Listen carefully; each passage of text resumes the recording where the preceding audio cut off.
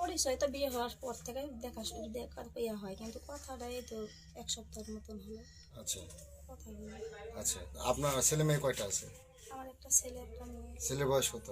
ছেলের বয়স 18, 18। মেয়ের বয়স? মেয়ের বয়স 7। 7।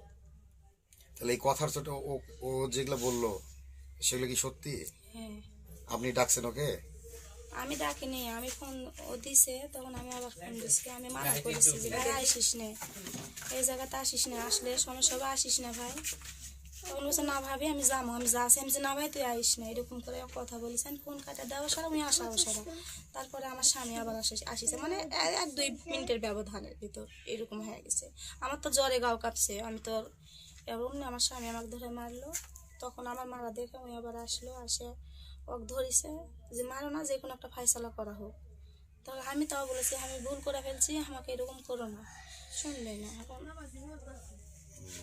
তা আপনি কি চাচ্ছেন এখন? এখন আমি যাচ্ছি এনার সাথে যাবো। এনার সাথে যাবেন? হ্যাঁ, এই তো আপনার চেয়ে বয়স অনেক ছোট। ছোট হলে কিছু করার নেই। আপনার বয়স কত এখন? কত হবে 30 30 হবে। হতে পারে। 30 হতে পারে। আচ্ছা, এর আগেও কি আপনার সাথে সম্পর্ক ছিল? না না। আজকে এই প্রথম? হ্যাঁ।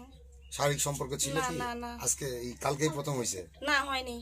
শারীরিক সম্পর্ক হয়নি? না না, ওগুলা কিছু না, তাসই তো হয় না আমাদের সাথে। আচ্ছা, ট্রাস্ট হয়নি তো আপনি বিয়ে করতে চাচ্ছেন কেন? এখন আমার এই সংসারটা, আমাকে এখানে আমাকে স্বামী যে আমাকে ভাত দিবে না, ডিভোর্স দিবে জি, তাহলে আমি কি করবো বলেন? আমার মাথার উপর কেউ নাই, আমি একটা এতিম মানুষ।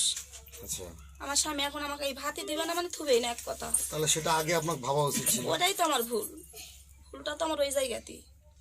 রাতে জ্বরের ওষুধ যখন চাইছেন তখন আপনার না আমি চাইনি ওষুধ, আমি চাইনি। আমি ওষুধ বলতেছে যে খাসি, আমার এখানে ওষুধ আছে, এই যে আমি ওষুধ দোকানে থেকে আনা খাসি।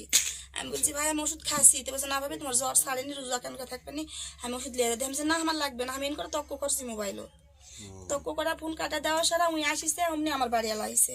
আমার কথা বলার কেউ সুযোগই দেয়নি, আমার কোনো কথা বলার সুযোগ দেয়নি।